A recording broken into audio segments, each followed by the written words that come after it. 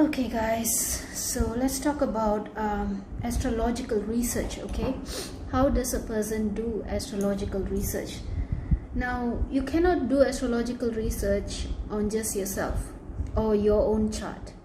You always have to look at thousands of data. You have to collect empirically, okay, empirical evidence, empirical collection of information, and then look into it.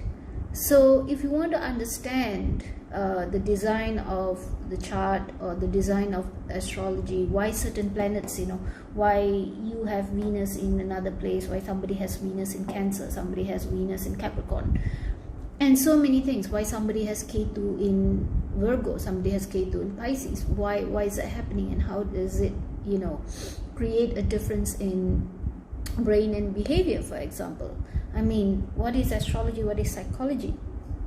If somebody says, oh, I'm a Virgo, this is my character, isn't character psychology? Psychology means brain and behavior. If you ask any psychologist, they will look at you as your central nervous system, brain and your spinal cord, and how your hormones and your neurotransmitters are working that affects your mood and your different brain parts, how you function, basically brain and behavior.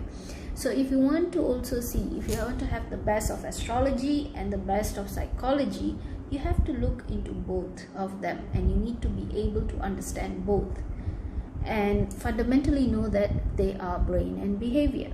Okay, this side you will understand your chakra system, how they connect to each hierarchy. You see, the brain is like a hierarchy, each section of the brain, from the reptilian brain to the mammal brain to the human brain to the god brain at the center. Okay, the center claustrum, I'll post another video on that. I think it's quite popular already. So there's so many things about this. So if you want to understand astrology, your chart is not enough. Your chart is definitely not enough. You have to have thousands of charts to go through and see and identify a trend happening, identify a pattern happening. Okay, for example, I'll give you an example.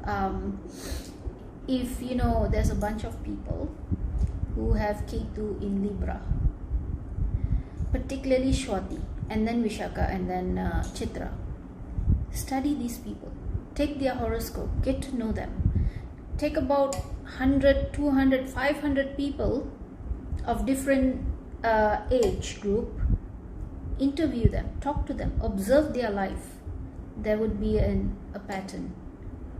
Okay, so if their Ketu is in Libra, their Rahu will be in Mesha, isn't it? Okay, so you must you must always approach astrology from a research sort of basis, not just read too many books and it becomes a belief. You have to employ the scientific method. All right, so take people's charts and see their similarities, see their character, see what are they interested in, what kind of field they go into.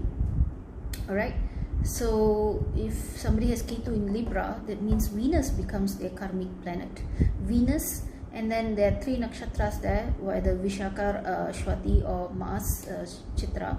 So if Chitra is Mars, if Vishaka is Jupiter, if Shwati is Rahu. So it depends, then you narrow it down. And then you narrow it down further when you can see where people are having Ketu in which house. That house becomes, carries the energy of if somebody has Ketu in Libra, but Libra is the 4th house, that means they are a Cancer ascendant. All right, now that would be different from somebody who is a, let's say, Makara ascendant, which Libra would be their 10th house, right? So you need to do research this way. Observe people, observe the patterns that you can see in the chart or the sky, and see how their behavior is. All right, this is very important.